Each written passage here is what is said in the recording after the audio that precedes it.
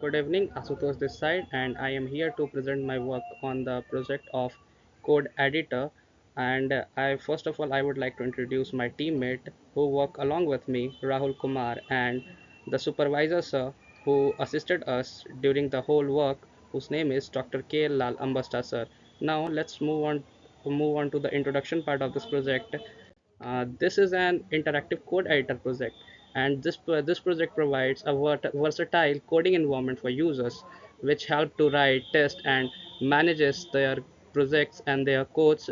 And by meantime, they can also save their projects into our database. And whenever they feel like they need to edit the project and work again on the particular project, they can access from our database through their login ID and password. Now let's move on to the next slide, and another slide goes. Now we are here on the system analysis slide part, where we have done our requirements things. We have done requirements for functional and non-functional parts of our project. Now let's start with the functional requirements of our project, which we have done is code editing part, where we allow our users to write and edit the code with their system syntax highlighting part. Then they can have the numbers of lines of code they can earlier get to know. And then what we have done, we have provided a facility to save the project first. Then we let them execute their project with the help of execute button. What happens there, when a user click on the execute code, then what happens in the background, it enables user to run code, and then they get immediate output on our editor console. Then we have provided the facility of project management. What happens when the user save the project, it automatically get saved into our database as well as their UI interface, or we can say their user interface. So we also provided a simple user interface where a full screen dashboard system are there. Now we have to move on to the next slide, which is non-functional part of our code. Now we have moved to the next slide, which contains the non-functional requirements of our project code editor. Here we have discussed the usability of our code editor, performance and scalability. And what we have done is to we ensure the UI is very interactive and accessible to all the users who wants to use our code editor project. Now we have focused on the performance part of our code editor, where we try to minimize the delays in code execution and ensure quick reload as much as times user wants. Then we also have thought of a scalability of our project, and what we have done is to design a system which is collaborative and supports many languages and make it more scalable. Now let's talk about the target users.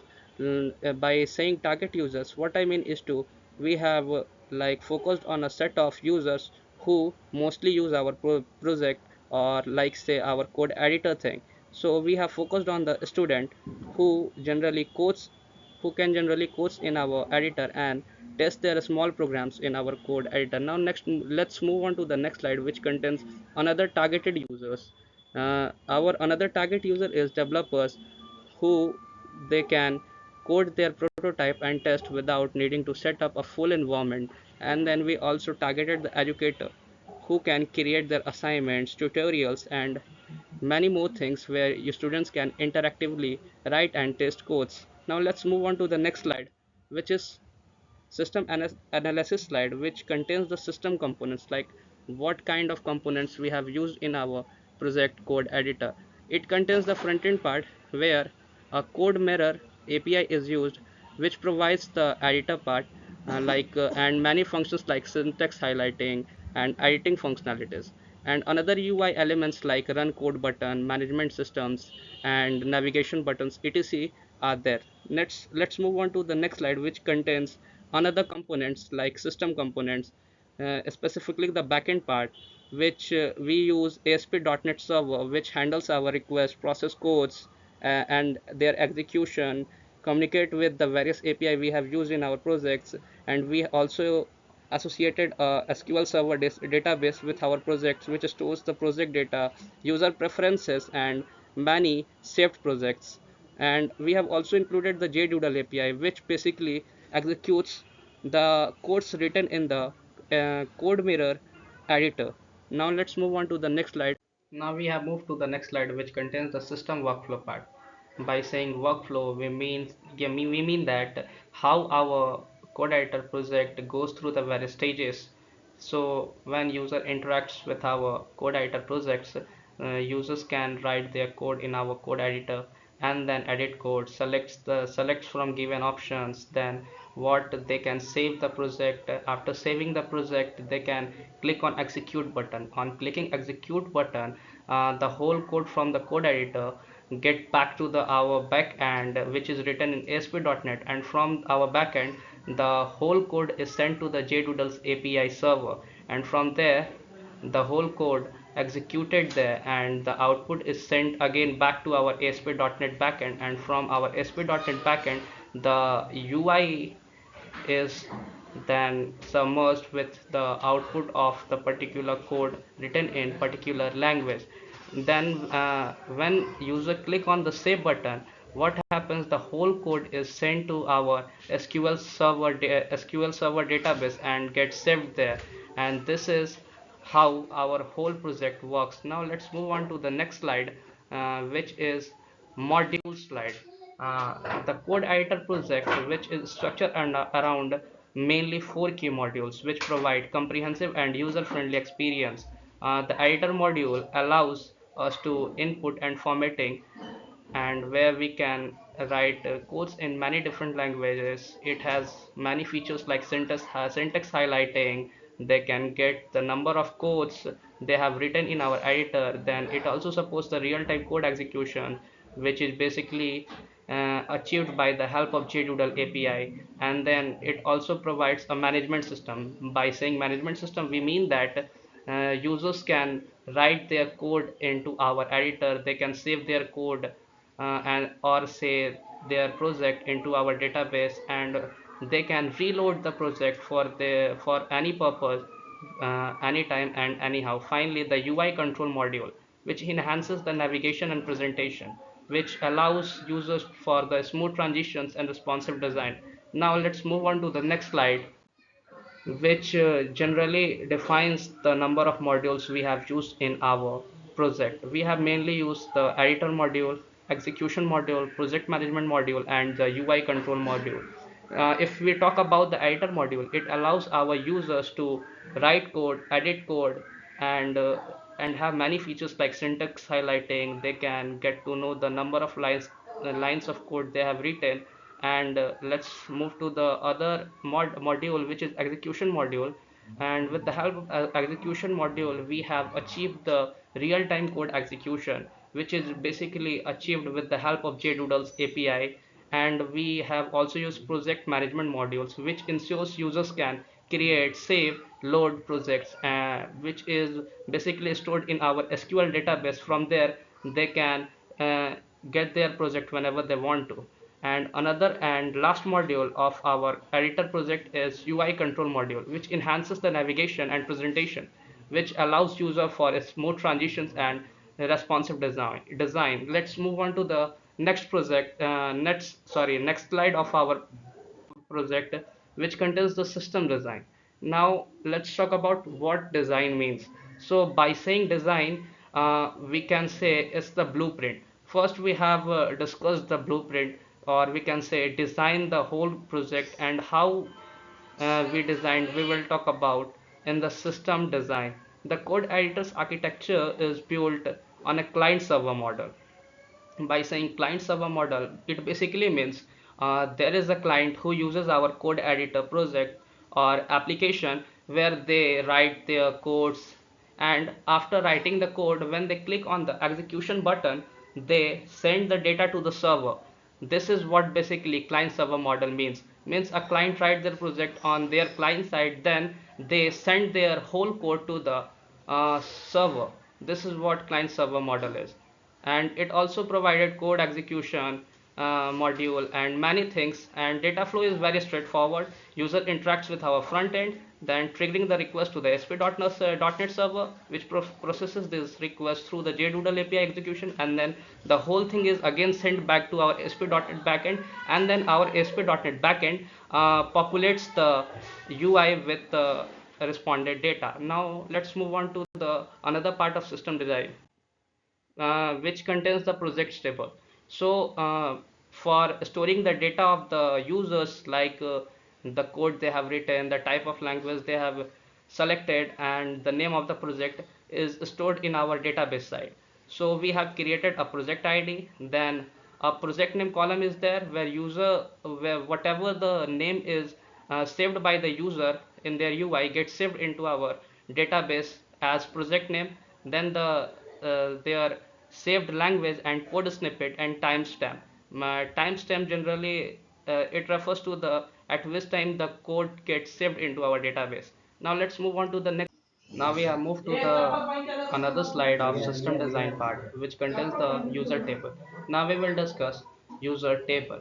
So this is basically user authentication table. What happens before moving to the our dashboard part? User have to first visit our website, then they have to sign up, and then they use the login details or credentials, and then they move to our dashboard part.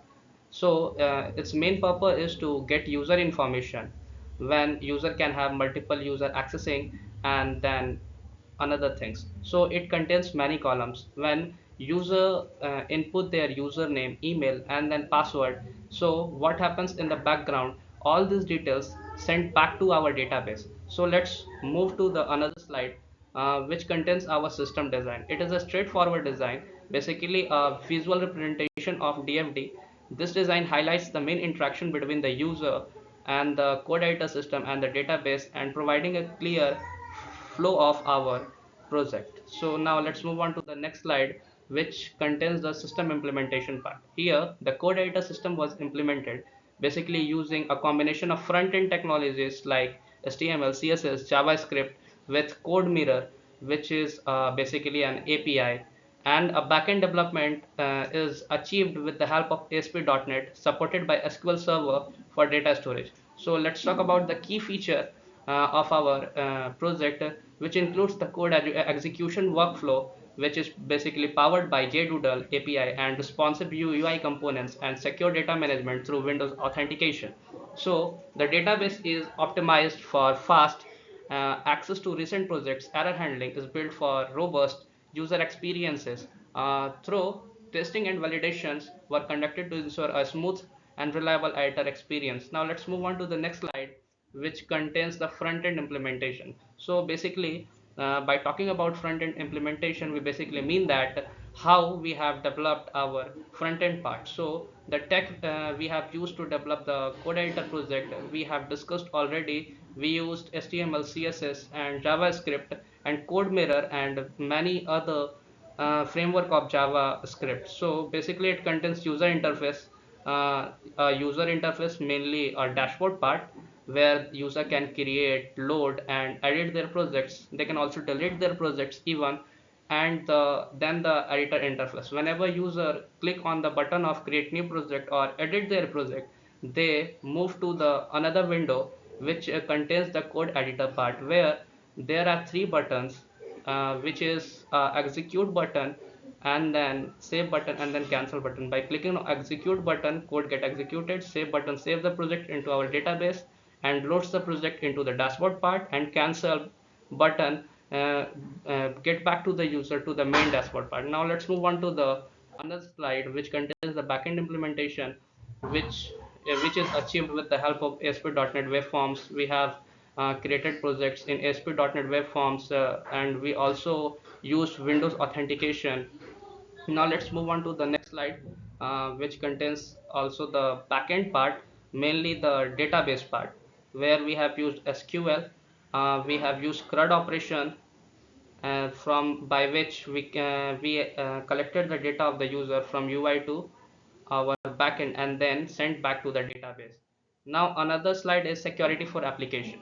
So security for application means that how secure our application is. So the code editor system is designed with the security in mind. So security like leveraging Windows authentication for restricted access to prevent sensitive data.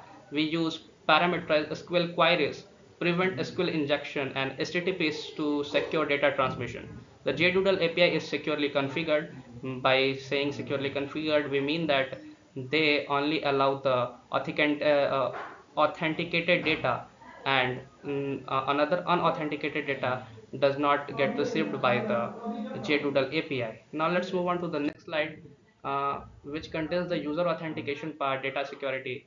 User authentication part, basically the only it means that the only authenticated user can log in into their dashboard, and another kind of user cannot log in into their dashboard. And data security, we have like user data and project details are securely stored in our SQL server. Without permission, they cannot get to access their data. Now let's move. Now we have moved to the security for application slide, which contains the secure code execution and session management. By saying secure code execution, we mean that the code written in our editor, which is then sent to the JDoodle server or API, which takes only authenticated data, and unauthenticated data is returned by the JDoodle API with an error of 404. And we have also provided the session management thing. Means whenever users logins, they can log into their dashboard up to 30 minutes. After that, they have to log in again into our dashboard. Now let's move on to the next slide. We'll discuss the limitations of the our project. So our project is in still development, so it only supports limited languages.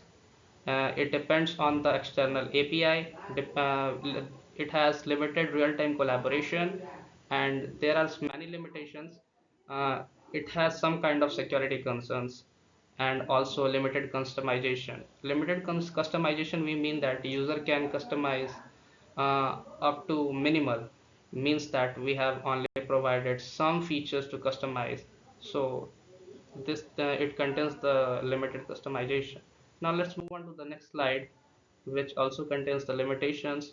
It has sometimes performance issue, means that our code written into our editor get paused sometimes, so it has some kind of performance issues. Now let's move on to the next slide, which contains the future scope of the application. So future scope, by which we mean that what are the features which will be added into our projects. So how long it can go. So we can like add features like version control integration, basically Git. We can integrate Git here from our editor. A user can push their codes into their Git account and also can pull the code. They can manage repositories directly. And now let's talk about why it's important. It is important because it streamlines the development process, enable users to version their code, track changes, and many things. Now let's move on to the next slide, which contains the another future scope, which is integrated debugging tool. By integrating debugging tool, any user can like debug their code. Means when they find error, they can easily find where the error occurs and then can fix their error. Now let's move on to the next slide, which basically contains the mobile compatibility. By saying mobile compatibility, our user can even use their code editor account into their mobile phones instead of only using into the PCs. We will working on the offline mode of our project. So by working on it, in future we will add features like offline mode. Whenever user is offline and get offline instantaneously, they can directly walk into our application. Now let's move on. Now we are here with another slide of future scope of our core editor application, which contains the cloud integration part. By saying cloud integration, we mean that we will add a feature which allow our users to save their code into the cloud storage such as Google Drive or Dropbox, and another cloud service system where they can ensure their code can be accessed from anywhere and can be backed up so easily. Now this is it by my side, and I am handing this forward to one of my teammate who is Rahul Kumar. Thank you. This is me, Rahul Kumar, and from now I am will be take to you the end of this PPT session. And now this slide will conclude session. The slide content. Our code editor project present a robust foundation for coding practice and learning, while current limitations such as a deficiency on external API, basic dubbing, and limited collaboration. Options are not noted future enhance promises significant improvement. This vision not only broadens its utility for drives user but also position it as a powerful, adaptable platform for both individual learning and team collaboration in the year to come. That's it for today. Thank you.